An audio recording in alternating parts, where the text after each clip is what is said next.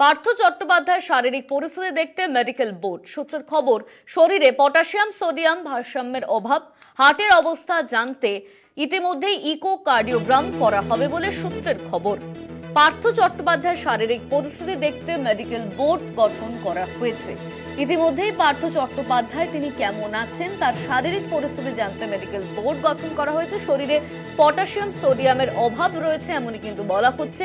হার্টের অবস্থা জানতে ইতিমধ্যেই ইকোকার্ডিওগ্রাম করা হয়েছে পার্থ চট্টোপাধ্যায়ের। সূত্রের খবর, যে খবর সামনে আসছে যে শরীরে পটাশিয়াম সোডিয়াম ভারসাম্যের অভাব রয়েছে। ইতিমধ্যেই পার্থ চট্টোপাধ্যায় শারীরিক পরিস্থিতি দেখভাল করবার জন্য মেডিকেল বোর্ড গঠন করা হয়েছে। পার্থ চট্টোপাধ্যায় তিনি কেমন আছেন সূত্র মারফত যা জানা যাচ্ছে যে পটাশিয়াম সোডিয়াম এর অভাব রয়েছে, ভারসাম্যের অভাব রয়েছে, হার্টের অবস্থা জানতে ইতিমধ্যেই ইকোকার্ডিওগ্রাম করা হয়েছে। এই নিয়ে আমরা বিস্তারিত জানবো। আমাদের সঙ্গে ফোন লাইনে রয়েছেন আমাদের প্রতিনিধি দেবাশিস সেনগুপ্ত। দেবাশিস, পার্থ চট্টোপাধ্যায়ের শারীরিক পরিস্থিতি কেমন, এই নিয়ে ইতিমধ্যেই বোর্ড গঠন করা হয়েছে, মেডিকেল বোর্ড গঠন করা হয়েছে, কি জানা যাচ্ছে? দেখো, প্রথমে জানিয়ে গেছি গত সোমবার দিন জেলে থাকাকালীনই পার্থ চট্টোপাধ্যায় শ্বাসকষ্টের সমস্যা দেখা দেওয়ায় এবং বাড়াবাড়ি হওয়ায় কিন্তু জেল কর্তৃপক্ষ হিসেস ক্যাম হাসপাতালে চিকিৎসার জন্য পাঠায়।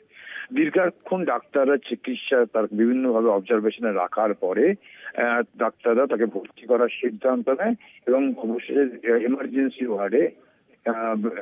ওয়ার্ডে তাকে ভর্তি করা হয়। এমার্জেন্সি অবজারভেশন ওয়ার্ডে তাকে ভর্তি করানো হয় এবং ডক্টর নীলাদ্রি সরকারের অধীনে সব ঠিকঠাকই চলছিল, সুস্থ হচ্ছিল। কিন্তু হঠাৎ করে বৃহস্পতিবার তার কিন্তু সংকট আরো বাড়তে থাকে, শ্বাসকষ্ট বাড়তে থাকে, বুকে ব্যথা অনুভব করে এবং ডাক্তাররা এসএসকেএম কর্তৃপক্ষ মানে ঝুঁকি না নিয়ে তাকে কিন্তু কার্ডিওলজি বিশেষজ্ঞ, হৃদরোগ বিশেষজ্ঞ ডক্টর সরোজ মন্ডলের নেতৃত্বে তাকে কিন্তু পাঠানো হয় এসএসকেএম এরই কার্ডিওলজি আইসিইউতে।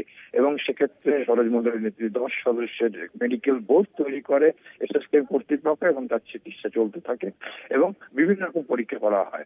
আজ হাসপাতাল সূত্রে জানা যাচ্ছে যে তার কিন্তু বেশ কিছু চিকিৎসা করার পরে তার সোডিয়াম পটাশিয়ামের সমস্যা রয়েছে, ক্রিয়েটিনের সমস্যা রয়েছে, আর আরো বেশ কিছু কিছু সমস্যা রয়েছে। যে সমস্যার কারণে কিন্তু একাধিক ডাক্তারকে নিয়ে এই মেডিকেল বোর্ড তৈরি করা হয়েছে। সেই বোর্ড আজকে তারা বৈঠকে বসে এবং তার সর্বশেষ পরিস্থিতি তার জানার জন্য, তার কার্ডিয়াক প্রবলেমের ঠিক কোন জায়গাটায় রয়েছে জানার জন্য ইকোকার্ডিওগ্রাম করা হবে এমনটাই জানা। যদিও তার আগে বেশ কিছু পরীক্ষা নিরীক্ষার রিপোর্ট আসার পরেই কিন্তু তার ঠিক হৃদযন্ত্রে কি অবস্থা রয়েছে তা জানার জন্য করা হবে এমনটাই কিন্তু হাসপাতাল সূত্রে জানা যাচ্ছে।